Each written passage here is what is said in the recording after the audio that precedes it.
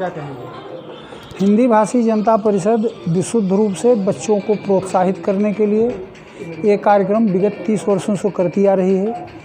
इसमें सिर्फ और सिर्फ हमारा एक ही उद्देश्य है, परिषद का एक ही उद्देश्य है कि बच्चे इस कार्यक्रम से प्रोत्साहित होकर के आगे अपनी दशा और दिशा को सुधारें और राष्ट्र हित में, देश हित में, समाज हित में कार्य करने के लिए प्रेरित हों। उनके पालक, उनके शुभचिंतक जो उनसे अपेक्षा करके रखे हैं, उन पे वो खरा उतरने का प्रयास करें। कितने बच्चों को सम्मानित किया गया? इस साल हम लोग 80% से ऊपर 80 बच्चों का हम लोगों ने सम्मान किया। उन बच्चों के साथ साथ जो राष्ट्रीय खिलाड़ी हैं, राष्ट्रीय स्तर के खिलाड़ी हैं, ऐसे 2 खिलाड़ियों का भी परिषद ने सम्मान किया। और यह श्रृंखला 80% से ऊपर वालों की एक माला जब 108 बन जाएगी तो हम लोग इस प्रतिशत को 85% कर देंगे।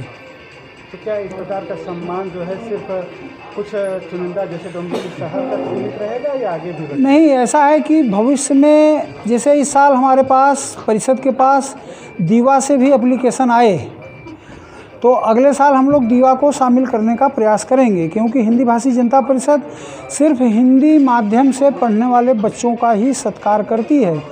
हिंदी भाषी समाज अगर अपने बच्चों को अंग्रेजी माध्यम से पढ़ाता है तो उसको हम लोग नज़रअंदाज तो नहीं करते हैं, लेकिन इस सम्मान में शामिल नहीं करते हैं।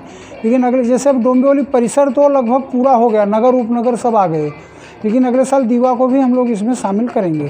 तमाम ऐसे बच्चे हैं जिनकी शिक्षा दीक्षा पूरी नहीं हो पाती है, ऐसे में क्या रहेगा आपको इस तरफ? ऐसा है कि देखिए, हिंदी भाषी जनता परिषद के पास ऐसे कोई विशेष कोष की व्यवस्था नहीं है, लेकिन हिंदी भाषी जनता परिषद के कार्यकर्ता जैसे जैसे विकास करेंगे वैसे वैसे संगठन विकसित होगा और उसके बाद हम इन बातों पर निश्चित तौर पर सोचेंगे। और पिछले कई सालों से हम लोग जो विशेष बच्चे हैं उसमें बगैर जाति पात, धर्म, प्रांत, भाषावाद को देखते हुए हम लोगों ने उनका सहयोग किया है।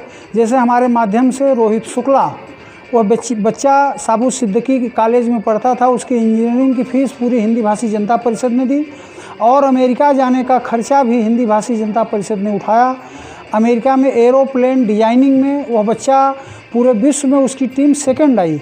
आज मुझे बहुत खुशी की बात है, परिषद के ऊपर गर्व है, 2 CA करने वाले बच्चों को भी हिंदी भाषी जनता परिषद ने पूरा आर्थिक सहयोग किया। और समय समय पर जहाँ से भी आवाज़ आएगी तो हिंदी भाषी जनता परिषद जो भी उसके पास संसाधन है, उन संसाधनों के साथ ऐसे बच्चों के साथ निश्चित खड़ी रहेगी।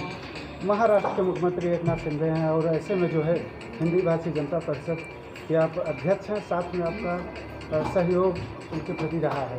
कोई संदेश विशेष ऐसा कुछ कार्यक्रम? ऐसा है कि मैं तो हिंदी भाषी जनता परिषद के कार्यकर्ता की मेरे ऊपर जवाबदारी है। मैं उस काम को जो हो सकता है अच्छी ढंग से निभा रहा हूँ और मुख्यमंत्रियों के कुछ विशिष्ट सहयोगियों में से मैं एक हूँ।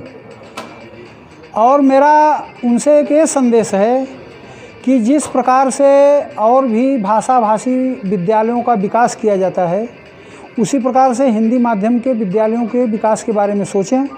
और जो वंचित हिंदी भाषी समाज है, हिंदी भाषी समाज के बच्चे हैं जो उच्च शिक्षा प्राप्त करना चाहते हैं, उनको महाराष्ट्र शासन अवश्य जो है सहयोग करे, जिससे कि हिंदी भाषी समुदाय उनके साथ हमेशा खड़ा रहेगा। हिंदी भाषी जनता परिषद ने जो यह कार्यक्रम किया, ये बहुत ही सुंदर कार्यक्रम था और पिछले 30 सालों से ये कार्यक्रम चल रहा है।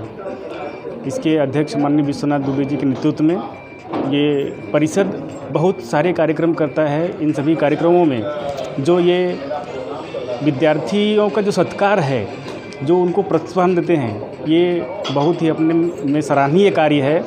और मैं हिंदी भाषी जनता परिषद के सभी सदस्यों से ये अनुरोध करूँगा कि ये सत्कार के साथ साथ समाज में ऐसा भी संदेश दें कि जो बच्चे किसी कारणवश, आर्थिक परिस्थितिवश शिक्षा ग्रहण नहीं कर पाती है, उनकी शिक्षा रुक जाती है, ऐसे बच्चों का शोध करें। और समाज के बहुत सारे लोग हैं जो इसमें सहयोग कर सकते हैं, उसी में से मैं भी एक हूँ। हिंदी भाषी जनता परिषद जब भी आवश्यकता समझेगा और मुझे आवाज़ देगा, मैं समाज के लिए सदा तत्पर खड़ा रहूँगा। जय हिंद, जय महाराष्ट्र, जय उत्तर प्रदेश।